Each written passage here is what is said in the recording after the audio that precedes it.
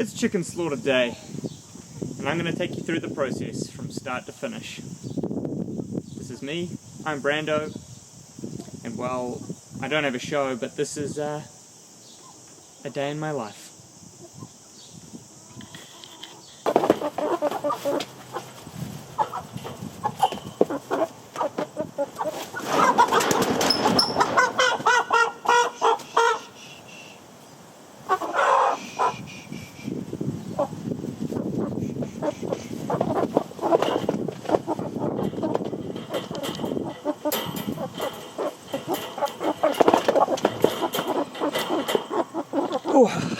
I take the chickens out of the big chicken tractor that they've been in for the last wee bit, and I put them into the smaller little holding cage here.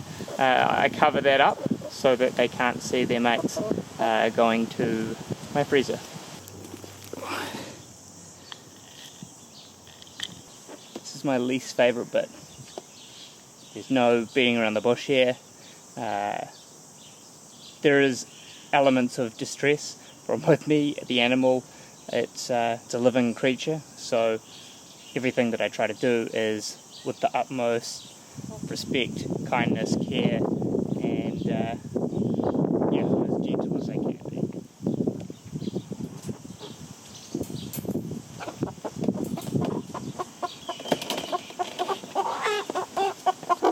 I believe it's really important for the animal to be calm before the end of its life.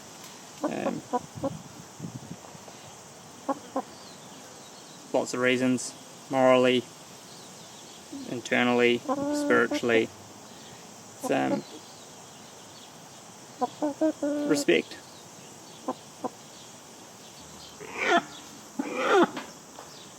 You hang them in the kill cone, the head comes out the bottom. Once they're relaxed, let them go, and you make a nice little nick on both sides. Break the neck. I like to hold the feet up here, because as they bleed out, there's lots of nerves.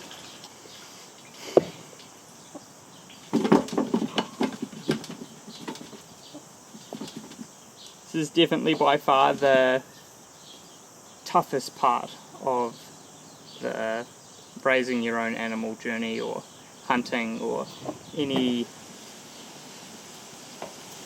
meat gathering exercise or activity.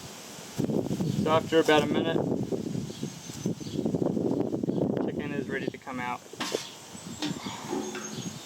Here we have it, a dispatched bird, ready for the next stage, which is the hot water bath. It helps to free the feathers up and get it ready for the plucker. This is what we call a number 8. It's a piece of wire bent into the shape of a W with 2 hooks on each side. The legs of the chicken slot into here, and you fold over your 2 hooks, pull them tight, and there you have it. The bird is ready to be dunked in the hot bath.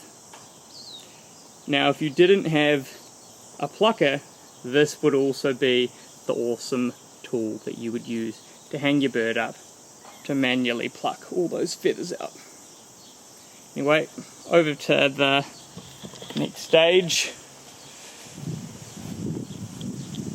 Here is our hot bath. Drop them in. And dunk.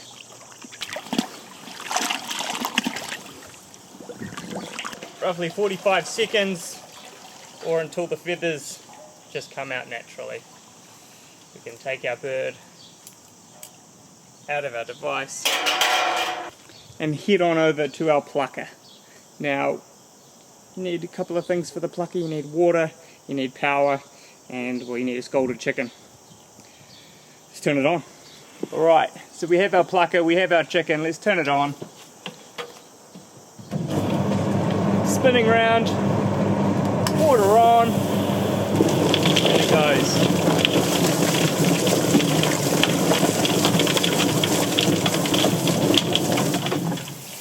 About 30 seconds later,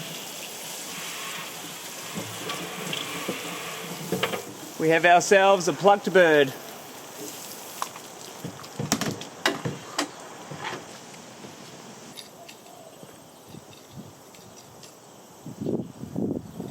This is butchering a chicken with me. Now I do it a little bit differently to all other people. That's okay. Sharp knife, most important. I have a Victory steel and a Victory knife. I actually have a beautiful knife set from Victory, and I rate them. They're good. Alright, well, I start by taking the head off. That goes into my offal bin, which is just here. Legs come next.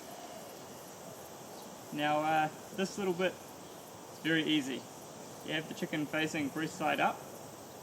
You lift. Putting pressure on the bird. Get your very sharp knife and you slice. There we have it.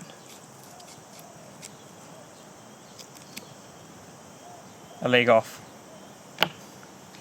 To remove the leg, we lift up, cut, and it's off. Now we've got to take the crock out, or the bag, whatever you want to call it. It's where the chicken stores its food. Make a small incision. Now I like to put my finger underneath its neck,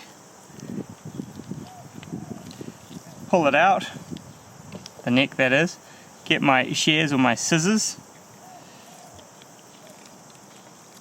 and cut through the neck. That way we can take the neck out right now, and once the neck's out, the crock is much easier to remove from the breastbone. Now I just leave it there because it's empty, but if you've got a crock that is full or partially full, you can pull it right out. I also trim off a bit of this neck fat here. Now we're going to take the guts out. This is the vent, this small little hole here. Everything comes out of that. Poo, wee, eggs if they're at that age. So what we're going to do is make a small incision about a finger width above that. You've got to be really careful not to go too deep here, and the best way to do that is by pulling up on the skin. So pull up on the skin, make a nice little cut until you can see inside, and then you're going to get your hands, open it up nice and wide, good working space. I actually like to work the other way around, so facing me like this. So I'm going to move your camera so you can see in from behind.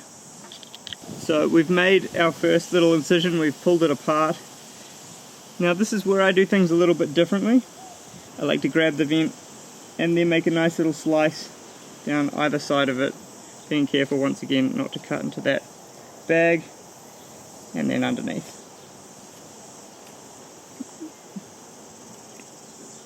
Now my reason for doing that is so that when I pull all the insides out, the whole lot comes off together and I have no need to use my knife anymore.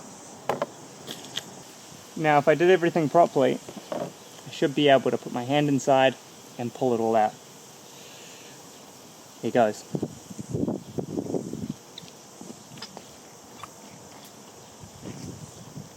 Now you want to put your hand right to the very front. Now you know you're at the front if you push your fingers down and you can feel the last rib.